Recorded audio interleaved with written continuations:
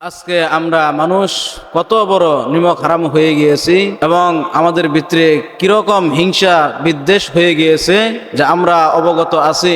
আগামীকাল তো রাত্রি 9:30 ঘটিকার আনুমানিক এই দিকে জুলাই যোদ্ধা ওসমান হাদি তো মৃত্যুবরণ করেছে, দুনিয়া থেকে চলে গিয়েছে।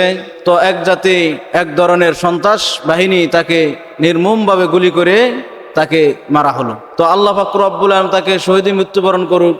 তো আমরা সকলেই দোয়া করি আল্লাহ পাক রব্বুল আলামিন তাকে জান্নাত নসিব করুক। কিন্তু এইভাবে একজন মানুষকে এইভাবে মারা, ক্ষমতার লোভে একজন ব্যক্তিকে এইভাবে মারা কতটা নিমক হারামি কাজ।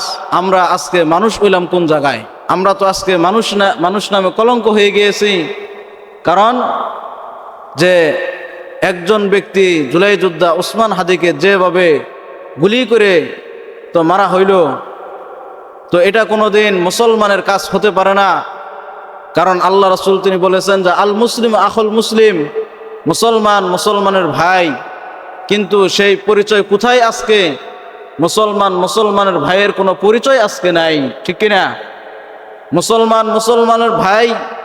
তো আল্লাহ রাসূল বলে গিয়েছেন যে তোমার এক মুসলমান ভাই বিপদে পড়লে আরেক মুসলমান ভাই এগিয়ে যাবা। একজন ব্যক্তি অসুস্থ হলে আরেক মুসলমান ভাই তাকে তোমরা সুস্থতা করবা। কিন্তু আমরা আজকে এমন নিমক হারাম হয়ে গিয়েছি, দুনিয়ার লোভে, ক্ষমতার লোভে আমরা মুসলমানকে এরকমভাবে হত্যা করি, নির্যাতন করি। আমাদের অন্তরে কোনো সময় অনুভব হয় না, আরে সেও তো হলো মুসলমান, আমিও তো হইলাম মুসলমান, তাকে আমি কেন হত্যা করব? সে যে নবীর উম্মত, আমিও তো সেই নবীর উম্মত। কিন্তু আমরা ক্ষমতার লোভে আজকে মানুষ নাই, আমরা আজকে হিংস্র পরিণত হয়ে গিয়েছি। তো এই ওসমান হাদি তাকে যেভাবে গুলি করে হত্যা করা হয়েছে, তো আল্লাহ পাক রব্বুল আলামিন তাকে শহীদ মৃত্যুবরণ দান করুক। আল্লাহ পাক রব্বুল আলামিন তাকে জান্নাতের উঁচু মাকাম তাকে দান করুক। আল্লাহ পাক রব্বুল আলামিন তাকে জান্নাত নসিব করুক। আমরা সকলেই তার জন্য দোয়া করব। তবে যে সন্ত্রাস বাহিনী এইভাবে তাকে আক্রমণ করেছে, তো আল্লাহ পাক রব্বুল আলামিনের কাছে দোয়া করি আল্লাহ পাক রব্বুল আলামিন যেন এই সন্ত্রাস বাহিনীদেরকে অতি শীঘ্রই তাদের যেন কোনো একটা বিচার হয় এবং অতি শীঘ্রই যেন তারা ধরা পড়ে এবং পুলিশ প্রশাসন বাহিনী এবং বাংলাদেশে আরও যারা আছে তো এরা যাতে এর বিচারটা কঠোরভাবে করতে পারে, এই দোয়াই আমরা করি। কারণ তাকে যেভাবে নির্মমভাবে তাকে যেভাবে গুলি করা হয়েছে, তো এটা মানুষের কোনো কাজ নয়, এরা মানুষ করতে পারে না। হায় হায়, মানুষ কীরকম হয়ে গেছে আজকে দুনিয়ায়। তো আল্লাহ পাক রব্বুল আলামিন ওসমান হাদি ভাইকে তাকে জান্নাত নসিব করুন। তো সকলে বলে আমিন। তো আমরা দোয়া করব তার জন্য যে আল্লাহ পাক রব্বুল আলামিন তার জীবনের গুনাহ মাফ করে দিক। আল্লাহ পাক রব্বুল আলামিন তাকে শহীদি মর্তবা তাকে দান করুক। আল্লাহ পাক রব্বুল আলামিন তাকে জান্নাত নসিব করুন। সকলে বলে আমিন। আজকে আমরা দুনিয়ার লোভে হায় হায় কত পাগল হয়ে গিয়েছে দুনিয়ার ক্ষমতা। কিন্তু দুনিয়া কি আসল নয়, দুনিয়া নকল, ঠিক কিনা? দুনিয়া আসল নয়, দুনিয়া হলো নকল। তো এটাই আমরা বুঝি না। দুনিয়া চিরস্থায়ী থাকার জায়গা নয়। দুনিয়া ছেড়ে আমাদের সবাইকেই যাইতে হবে। চিরস্থায়ী থাকার জায়গা সেটা হলো পরকাল, ঠিক কিনা? চিরস্থায়ী থাকার জায়গা হলো পরকাল। ইব্রাহিম বিন আদহাম রহমতুল্লাহি আলাইহি, তার কাছে একজন ব্যক্তি আসছে মুসাফির বেশে।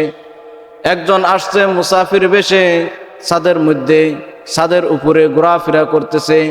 ইব্রাহিম বিন আদহাম বলে, ছাদের উপরে কে ঘোরাফেরা করে? এই ব্যক্তিটাকে।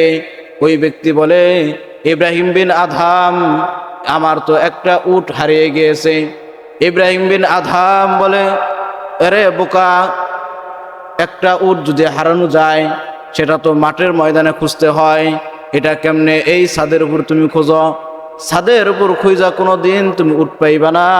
তোমার মতো বোকা এরকম কোনো মানুষ হতে পারে না।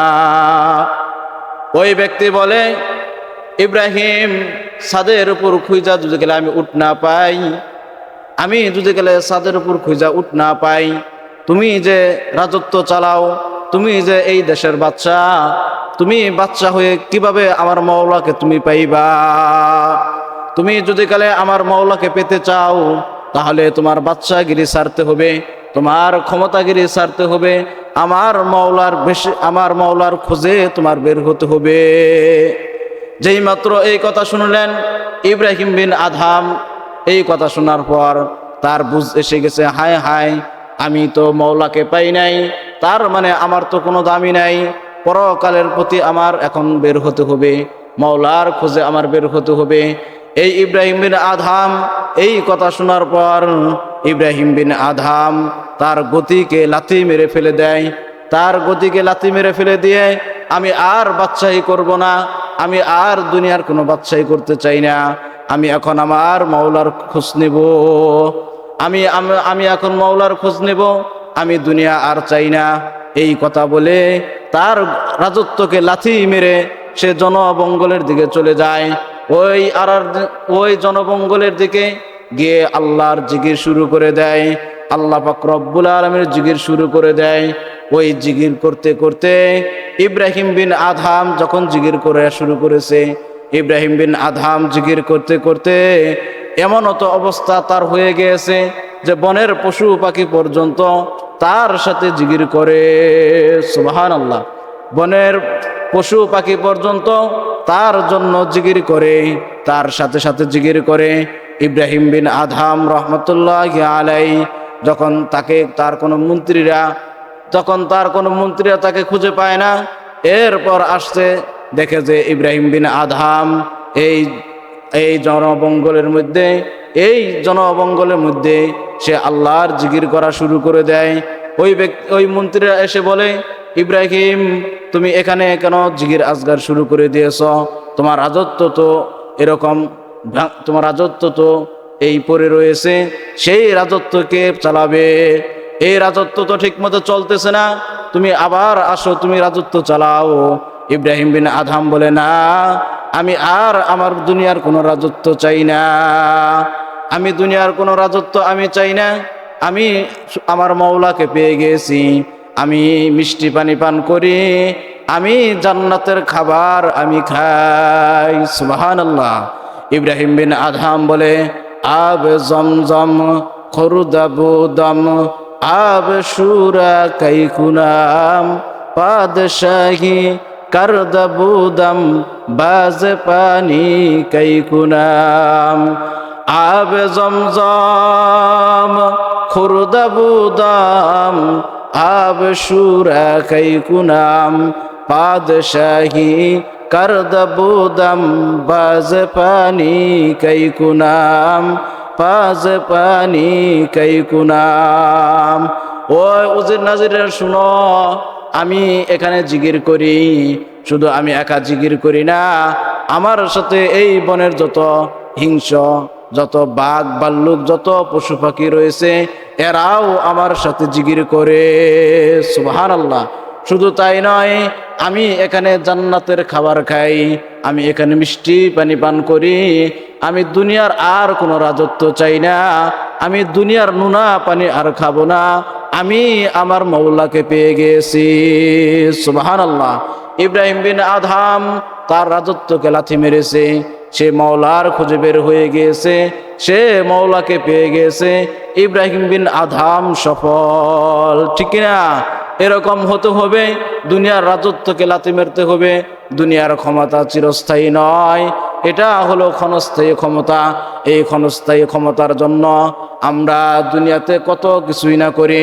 ওরে মুসলমান, তুমি তো হলা মুসলমান, একজন মুসলমান হয়ে দুনিয়ার প্রতি আকৃষ্ট এইভাবে কেউ হতে পারে না, ঠিক না? কারণ দুনিয়া হলো মুমিনদের জন্য, মুমিনদের জন্য হলো দুনিয়া নয়, কাফেরদের জন্য হলো দুনিয়া, দুনিয়া মুমিনদের জন্য হলো জেলখানা, দুনিয়া মুমিনদের জন্য হলো জেলখানা, আর কাফেরদের জন্য হলো জান্নাতখানা। কারণ তারা দুনিয়ায় থাকবে, দুনিয়ায় তারা দুনিয়ায় আনন্দ ফুর্তি করবে, তারা দুনিয়াতেই তারা খাওয়া দাওয়া করবে। কিন্তু ইমানদার মুসলমান এরা দুনিয়াতে কষ্ট করবে, এরা দুনিয়াতে না খাইয়ে থাকবে। এটাই হলো ইমানদারের পরিচয়। সেজন্য আমরা দুনিয়াকে লাথি মেরি আমরা পরকালের দিকে অগ্রসর হয়ে যাই। আল্লাহ পাক রব্বুল আলামিন আমাদেরকে দুনিয়া থেকে পরকালের দিকে বেশি বেশি অভিমুখী হওয়ার তৌফিক দান করুন।